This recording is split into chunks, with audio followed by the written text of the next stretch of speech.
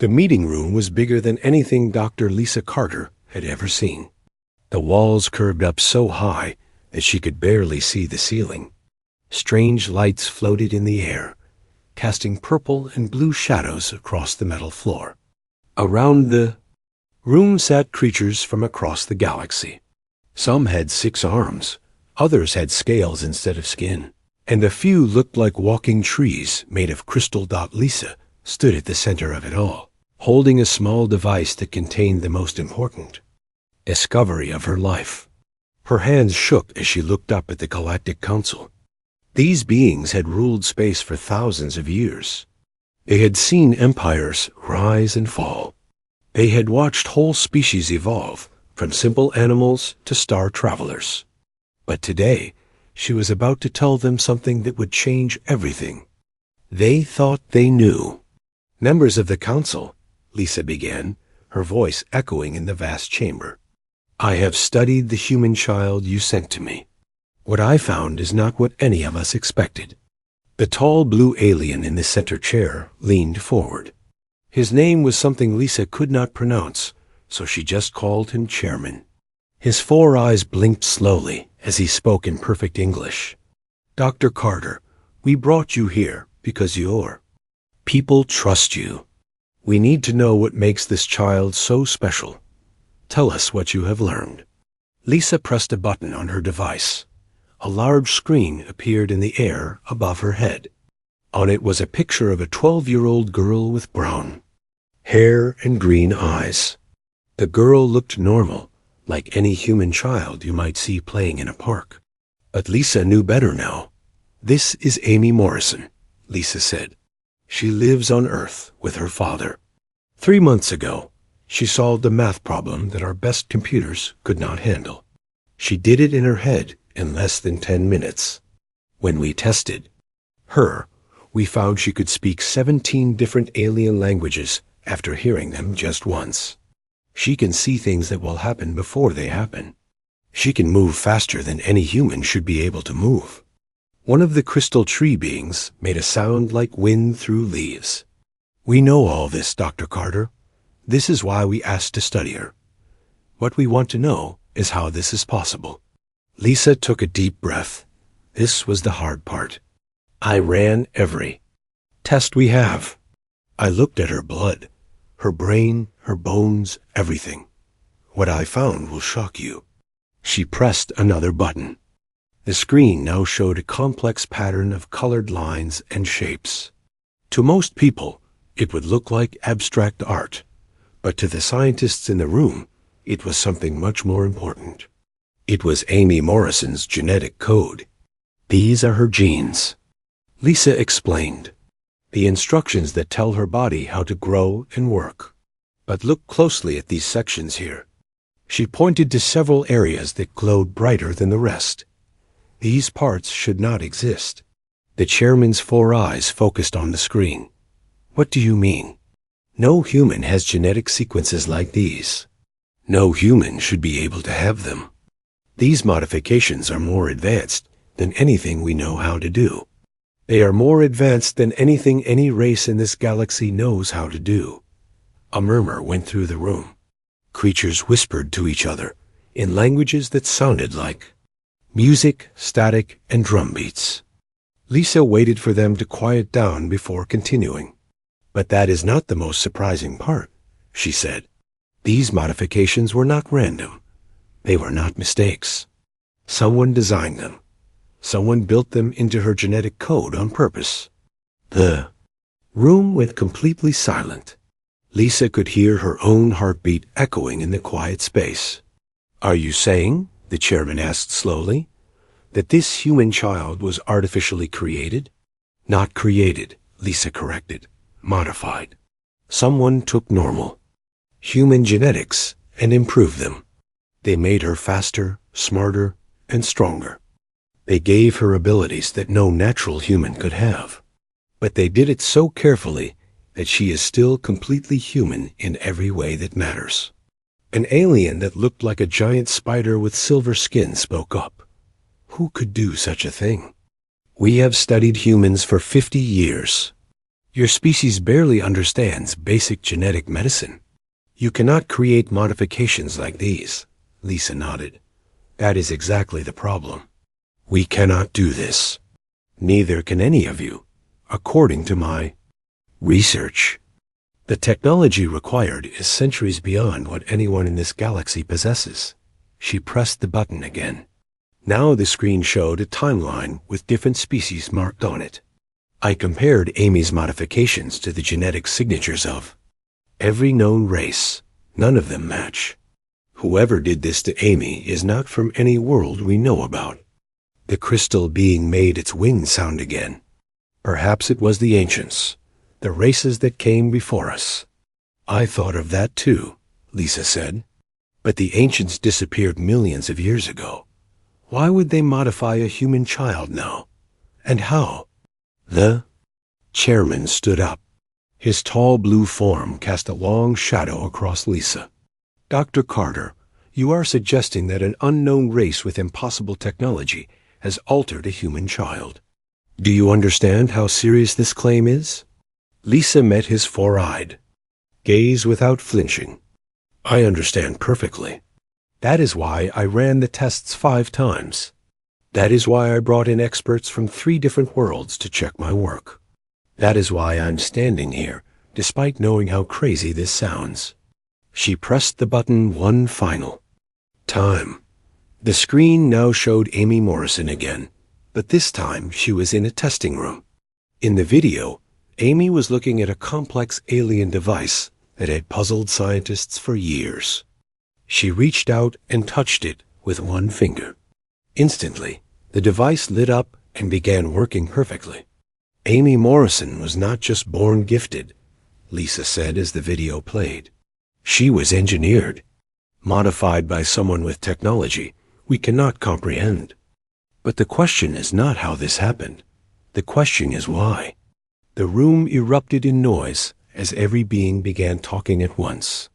Some sounded angry, others frightened, and a few seemed excited. The chairman raised one of his 4 arms, and the room fell silent again. Dr. Carter, he said, if what you say is true, then we must know more. We must find out who did this and what they want. Lisa nodded. I agree. But there is something else you should know. Amy is not afraid of what she can do. She wants to help. She wants to learn more about her abilities. And her father, Captain Jake Morrison, wants to protect her while she does it. Then we will bring them both here, the chairman decided. We will study this mystery together.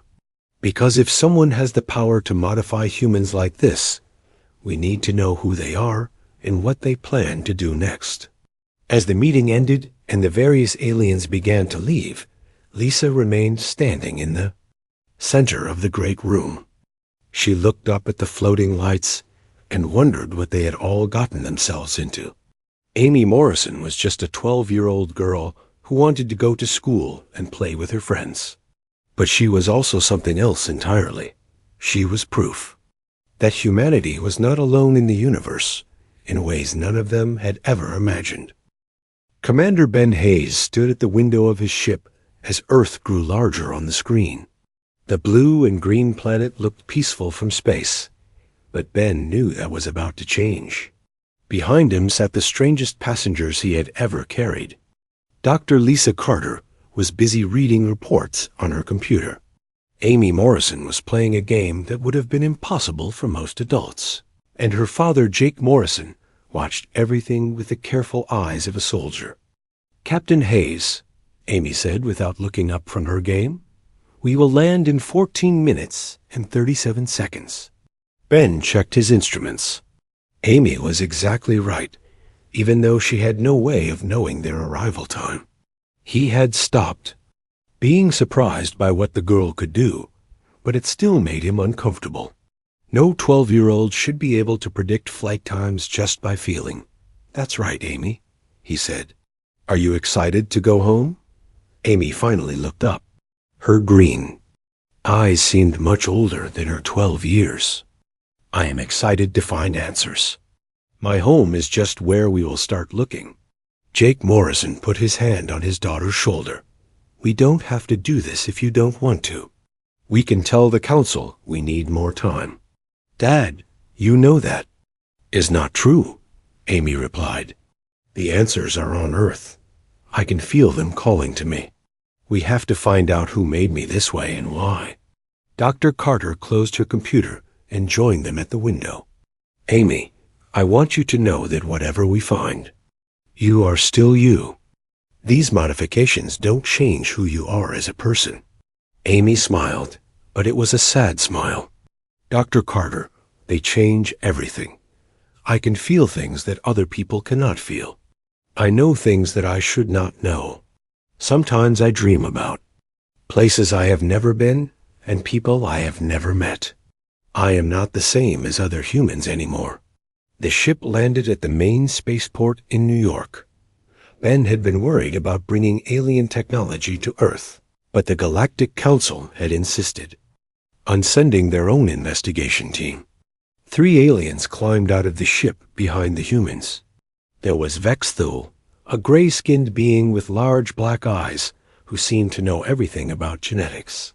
Next came Zara, who looked almost human except for her blue skin and silver hair. Finally, there was Korsh, a massive creature covered in brown fur who could analyze any piece of technology just by touching it. The group traveled to Amy's home in Colorado. The house was small and simple, sitting on a hill surrounded by pine trees. Jake had bought it after his wife died because he thought Amy would like the quiet. Now he wondered if the quiet had been the problem all along. This is where you grew up? Vexthul asked as they walked up to the front door. Since I was 3, Amy answered. Before that, we lived on Mars Colony with my mother. Dr. Carter pulled out a scanner and began checking the house for unusual energy readings. Amy, I need you to walk through each room and tell me if anything feels different or wrong. Amy nodded and went inside. The others followed her as she moved slowly through the small house. In the kitchen, she paused by the window. In the living room, she stopped near a bookshelf. But when she reached her bedroom, she stood perfectly still for almost 5 minutes. There is something here, she said finally. Something that has been waiting for me. Jake stepped forward, ready to protect his daughter from whatever might happen. What kind of something? Amy walked to her closet and pulled out a box of old toys. At the bottom of the box was a small metal object that none of them had ever seen before. It was about the size of a coin, perfectly round, and covered in symbols that seemed to move when you looked at them. I have never seen this before, Amy said, but I know it belongs to me. Korsh moved closer to examine the object. This is not made from any metal I know. The symbols are not from any language in our databases. Amy, Dr. Carter said carefully, how do you know it belongs to you? Because it is singing to me, Amy replied. Can you not hear it? Everyone else listened, but heard nothing. Amy picked up the metal disc, and the moment her fingers touched it, the room filled with light. The symbols on the disc began to glow and spin. Then, without warning, a voice spoke in perfect English. If you are hearing this message, then you are ready to learn the truth. The voice was female and sounded human, but with an accent that was hard to place. Everyone in the room stood perfectly still, afraid to move or speak. My name is Dr. Elena Ross. If you are my daughter, then you know me as your mother. If you are someone else, then you have found something that was meant only for her. Jake's face went white. Elena Ross was Amy's mother's name, but her name was Kelly Morrison. I had to change my name to protect you both, the voice continued. What I am about to tell you will be hard to understand, but you must know the truth. Amy, you are not just my daughter. You are my greatest creation and my greatest sacrifice. Amy held the disc closer to her ear. Mother? I was a scientist working on a deep space mission 20 years ago. We found something that changed everything. We thought we knew about life in the universe. an ancient facility built by a race that called themselves the Architects.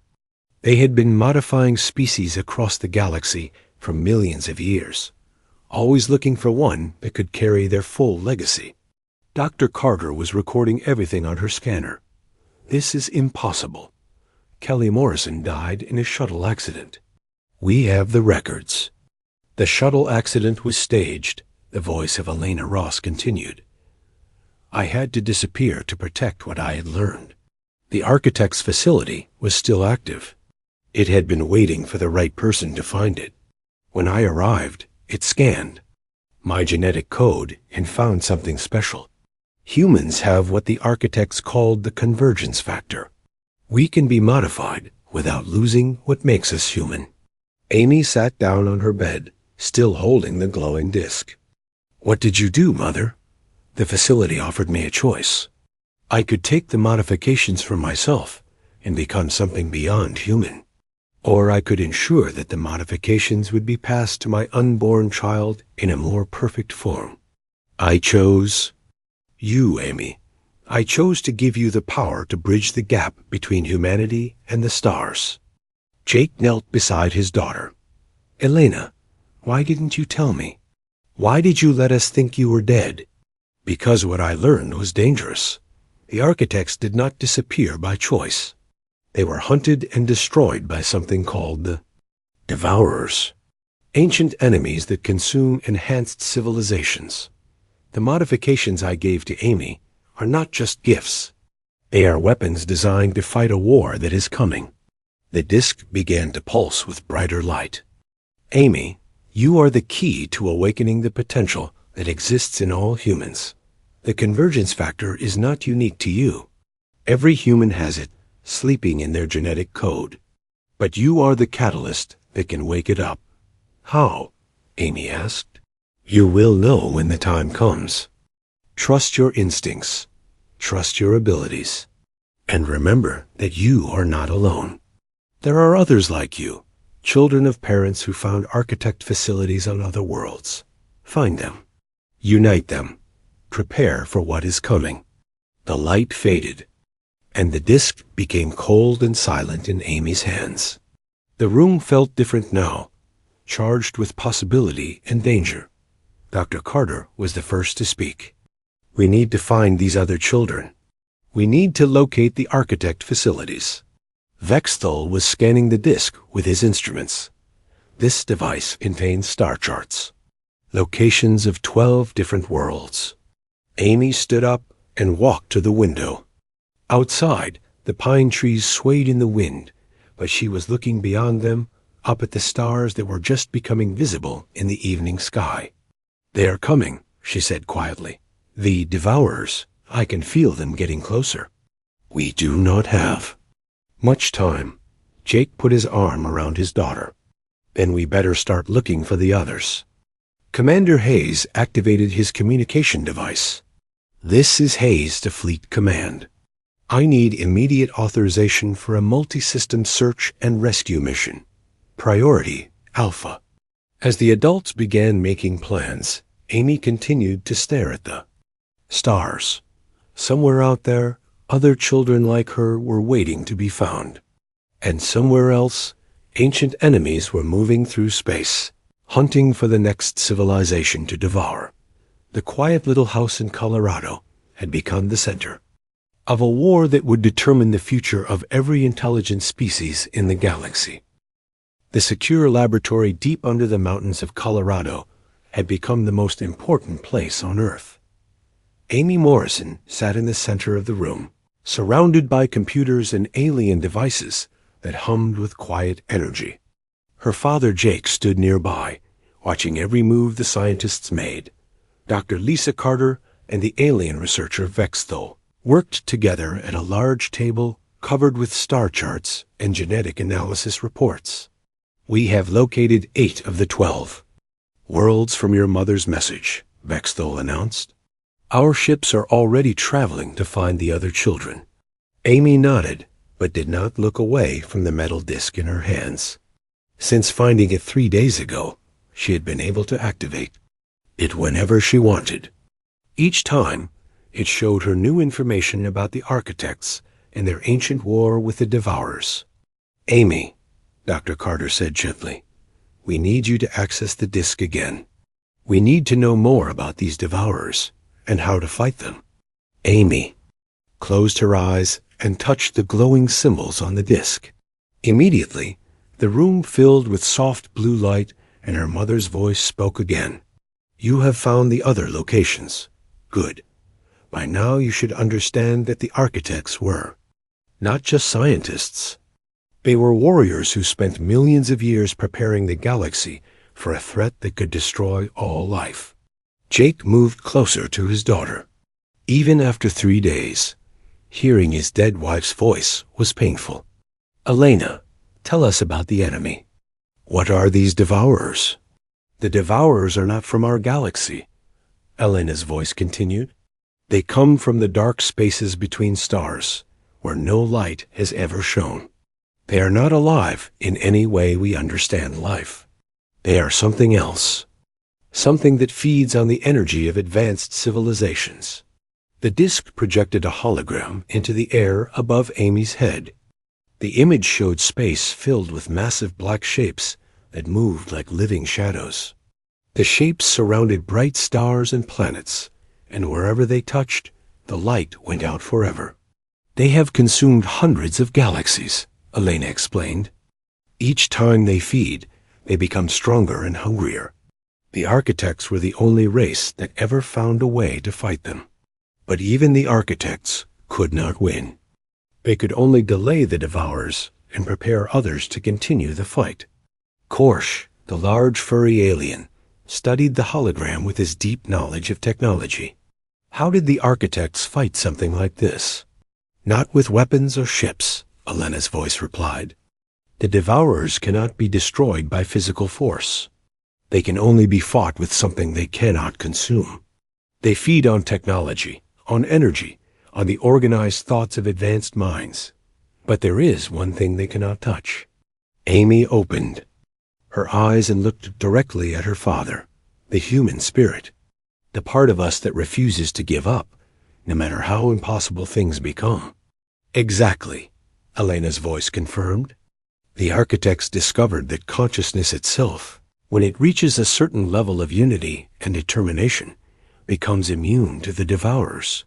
But it requires an entire species working together with perfect coordination." Dr. Carter was taking notes as fast as she could write. "How is that possible? How can consciousness fight something physical?" "Because consciousness is not just thoughts in her brain," Amy answered, speaking the words as her mother's message fed them to her mind. "Consciousness is the force that organizes matter and energy into life. When enough conscious beings unite their purpose, they can affect reality itself." The hologram changed to show the architect homeworld in its final days. Beautiful crystal cities stretched across continents, but overhead, the dark shapes of Devourers blotted out the sky. The architects had gathered in vast circles, millions of them joining their minds together in a last desperate attempt to save their civilization. "The architects failed because they waited too long," Elena's voice said sadly. "By the time they understood what was needed, there were not enough of them left. But they used their final moments to plant seeds of hope throughout the galaxy. They modified promising species, giving them the potential to succeed where the architects had failed." Amy stood up and walked to the large window that looked out over the mountain valley. "The modifications they gave to humans are not just to make us stronger or smarter. They are to help us connect with each other in ways that other species cannot." Jake followed his daughter to the window. "What do you mean, sweetheart?" "Watch," Amy said. She placed her hand against the glass and closed her eyes. Immediately, every human in the facility began to feel something they had never experienced before. Dr. Carter felt her mind become clearer and more focused. The security guards at their posts felt their reflexes sharpen and their senses become more acute. Even Jake felt his thoughts become faster and more organized. "You are all connected to me now," Amy explained. And through me, you are connected to each other. This is what the architects built into human genetics. The ability to share consciousness while remaining individual. Vexthal was scanning everyone in the room with his instruments. Remarkable. Each human's brain activity has increased by 300%, but they are still completely themselves. Amy removed her hand from the window, and the feeling faded, but it did not disappear completely. Something had changed in everyone who experienced it. The other children scattered across the galaxy have the same ability. Alana's voice continued from the disk. When you find them and bring them together, your combined power will be able to awaken the potential in every human in existence. Commander Hayes chose that moment to enter the laboratory. His face was grim as he approached the group. We have a problem. Our long-range sensors have detected something at the edge of the solar system. Amy turned from the window, and everyone could see the fear in her green eyes. They found us. Who found us? Hayes asked. The Devourers, Amy whispered. They followed the energy signature from the disk. They know what I am. The hologram from the disk flickered and changed to show a real-time view of space near Pluto. Massive dark shapes were moving between the planets, heading steadily toward Earth. They were still days away, but they were coming. Elena, Jake called out to the disk. How do we fight them? Amy is just one child. The other kids are scattered across 12 different worlds. You have to trust in what humanity has always been, Elena's voice replied. Even without the modifications, humans have always been able to come together in times of crisis. You have to believe that when people understand what is at stake, they will choose to fight rather than surrender. Amy picked up the disk and held it close to her chest. Mother, I am afraid. What if I'm not strong enough? What if I cannot do what the architects hoped? You are not alone, my daughter. You carry the hopes of every species that the architects ever tried to save. But more than that, you carry the strength of every human who ever refused to give up in the face of impossible odds. The disk began to glow brighter than it ever had before. The modifications I gave you are awakening fully. Now, you will begin to feel things you have never felt before. You will be able to do things that seem impossible. Do not be afraid of these new abilities. They are gifts from a mother who loved you enough to sacrifice everything to give you a chance to save the galaxy. Alarms began blaring throughout the facility. Commander Hayes was receiving reports through his communication device. All ships are being recalled to Earth. The Galactic Council is sending every available vessel to help defend the planet. Amy walked back to the center of the room and sat down again. But this time, she was not the frightened 12-year-old who had discovered her abilities just months ago. Her eyes held a determination that made even the adults in the room feel more confident.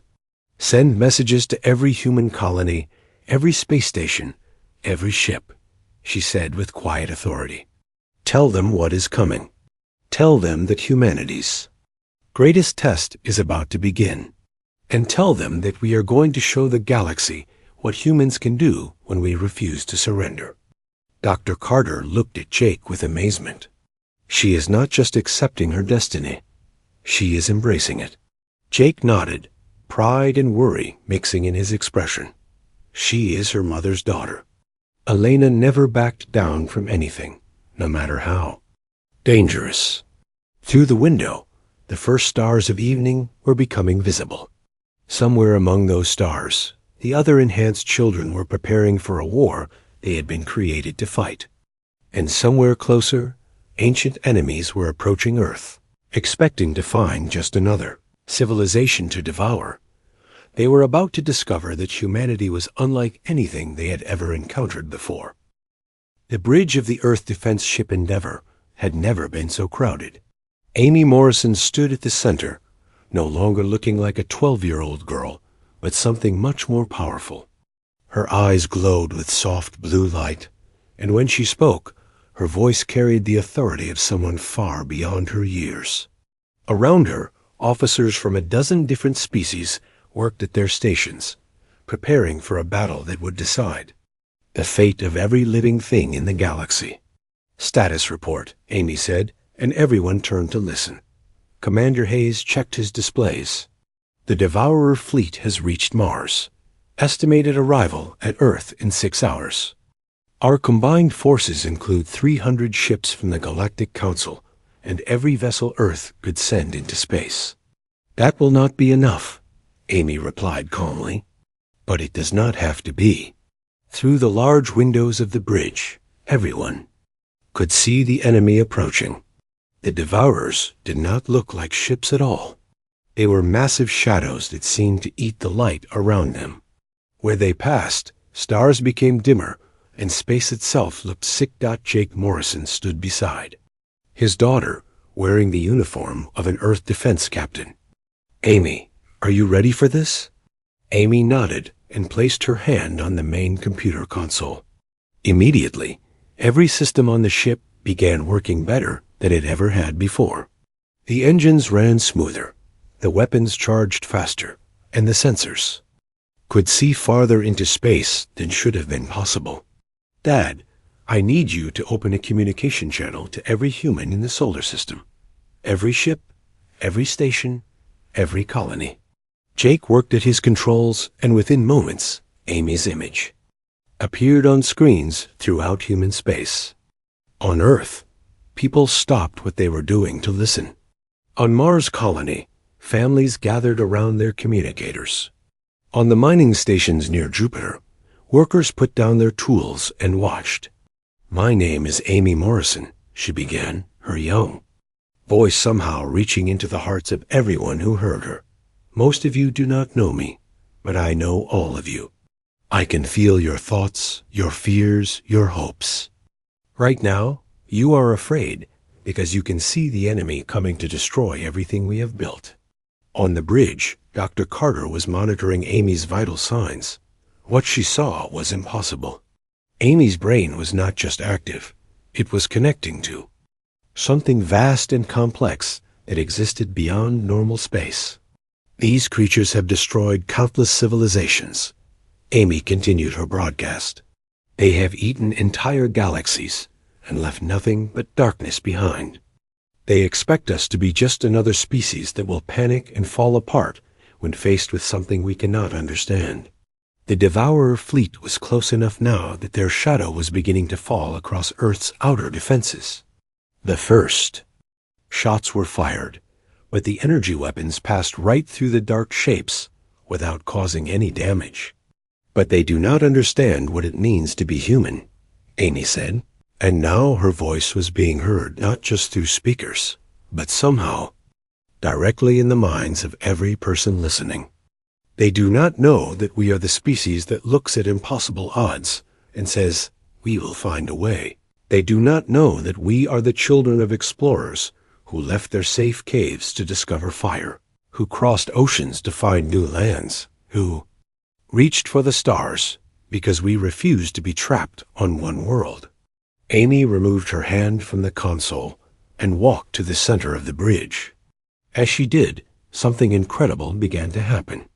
Every human on every ship, station, and planet began to feel the same connection that the people in the Colorado laboratory had experienced days before, but this time it was stronger.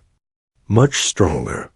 "You can feel it now," Amy said, and her physical voice was barely a whisper, but her mental voice reached across space to touch millions of human minds at once. "You can feel what we truly are when we work together. Not just individual people struggling alone, but one great consciousness made up of all our individual spirits." On Earth, a mechanic in Detroit suddenly understood how to repair a broken defense satellite that had puzzled engineers for weeks. On Mars, a teacher found herself able to calculate the exact trajectory needed to evacuate civilians to safety. Throughout human space, people were becoming more than they had ever been before, while still remaining complete to themselves. The Devourer fleet reached Earth's defensive line and the real battle began. But something was wrong. The dark creatures that had consumed galaxies found themselves facing an enemy they had never encountered before. The human ships moved with perfect coordination, as if they were controlled by a single mind.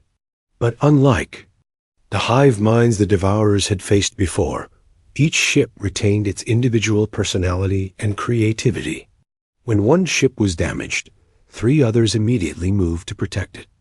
When a new attack pattern was needed, someone on the other side of the battle would think of it and share it instantly with everyone else.